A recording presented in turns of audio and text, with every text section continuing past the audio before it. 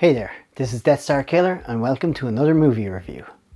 This time, The Boys from County Hell. Here in Ireland, we tend not to make too many genre movies. At least not many that get cinema releases. Sure, we've had a few over the years here and there. Rawhead Rex, Taffin. I'm sure there's some others here and there, but it's not something we do a lot of. You want some kitchen sink indie stuff? We got a ton of it. You wouldn't want to know how many times I've filmed in sequence a cup of tea being made. Now there's often been a lot of low budget and no budget independent genre films and short films being made in Ireland. So when I know of one that's doing well in festivals and getting even a small cinema release, I pay attention. And that's where we come to The Boys from County Hell. First thing I will say is that I do know one of the actors, Michael Hough. He plays SP in the movie. I won't let it affect my review or anything, but he has sent me in some videos. Here's the first. Death Star Killer, the old friend. First things fucking last. If you don't give Boys from County Hell a top-notch review, I'll fucking gut you like a mackerel.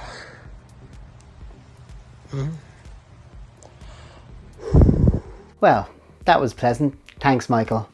I think it was last year on Netflix that I saw this cool little revenge movie set in Ireland called Bad Day for the Cut, and it really impressed me.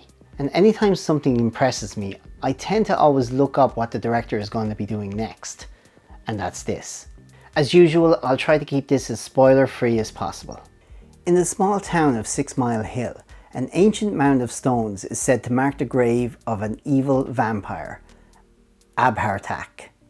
I think I said that right. It's said in the town that Bram Stoker got his inspiration from Dracula from this story. In fact, the local pub is even called the Stoker. A bypass is about to be built, which will mean knocking the stones down. The town is not too happy about this because it's the only thing that draws tourists. The construction crew that's hired to start this bypass, well, they're the boys and girl from County Hell. Of course, when the stones get knocked down, things start to go wrong for everyone. Big time. That's as far as I'll go with the plot. But before I start to talk about what I thought about the film, here's Mick again. He also asked me to ask you to like, share and subscribe to his pitiful YouTube page. But I told him to go fuck himself. The film begins with a really striking, fairly disturbing scene. Horror fans should get a kick out of some of the nasty things that happens in this movie. The main vampire has what, for me, seemed to be a really original way of getting his blood. I don't think I've seen it done this way before. And the effects on it were really good. In fact, at the cinema, I found myself like this during these scenes. And not a lot of horror movies do that to me. The film has a slow pace, but I think that suits the whole Irishness of it all. I also loved just the Irish reactions to the craziness that was happening. The Jesus Christ and the oh f*** and the oh shite, that kind of thing. Our gang of heroes are fairly solid, with the bickering father and son team of Eugene and Francie, Claire and SP being the main ones. While having some humour throughout, I do wish it was just a little bit funnier. They definitely got the horror side of things right. And while it may not be the biggest budget movie, not a lot happens on screen to give that away.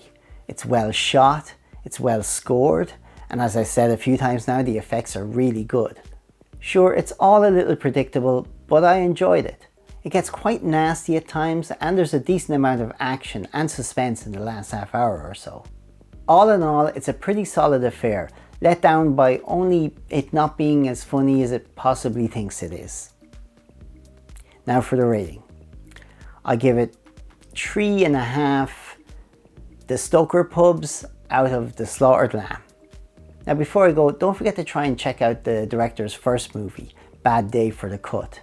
It's available here in Ireland and England, I think, on Netflix, so it might be where you are too. Okay, so instead of me signing off, I'm going to hand things over to Mick. I knew the man once upon a time. Death Star Killer. Used to go by the name Alan Rogers. Worked with him on a few projects. He had talent. He was going places. He was the best man I ever saw to work a slider on set. A gifted cameraman. But somewhere along the way, he became civilized. Lost his touch. And then somebody told me he started reviewing movies on YouTube out of his grandmother's basement. Bit of a business. Well, this one's for you. Fuck you, Rogers!